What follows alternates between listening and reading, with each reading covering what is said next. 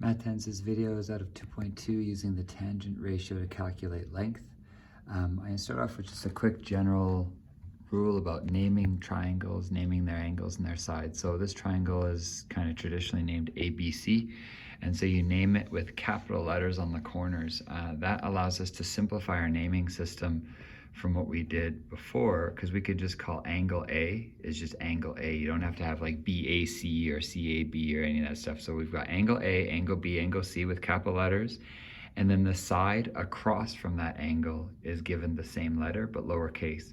So notice side A is across from or opposite angle A, side B across from opposite angle B, and same thing for C. And that's true whether it's a right angle triangle or not. So if I happen to label this one X, Y, Z with the corners labeled with capital letters, I have angle X, angle Y, angle Z or Z. We have side X, Y, and Z that are across from opposite their respective angles. Okay.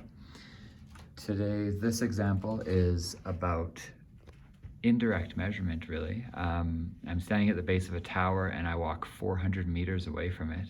Measuring along the ground distances is fairly easy. You can measure that all kinds of different ways. Then I have a special tool called a clinometer, and I measure the angle between the ground and the line of sight to the top of the tower, and I measure that as 28 degrees. That's also a fairly easy instrument to have. It's basically just a modified protractor.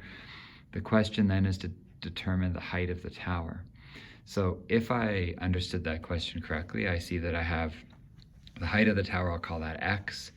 I see that I'm 400 meters from X and the angle to the top of it is 28 degrees. So it kind of sets up as a classic tangent question. I see that I want opposite and I have adjacent. So tan of 28 should be X over 400. Multiply both sides by 400 to get rid of that denominator, and you have 400 times the tan of 28 degrees equals X.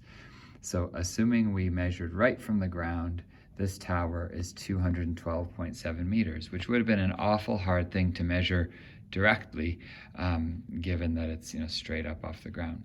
One little modification to this example that I've seen done in example questions in your book a little bit is they have this exact same solution, except for they say that you're measuring from your eye level. So let's say you're 2 meters. If you're quite tall, you're 2 meters above the ground already when you do this measurement. And so what ends up happening is you have to add 2 meters to your final answer. We made this question simpler by saying it was the angle between the ground and the line of sight. But if it was just the angle of inclination, it just means that this whole triangle would have been 2 meters above the ground already, so that the height would have been 2 meters taller.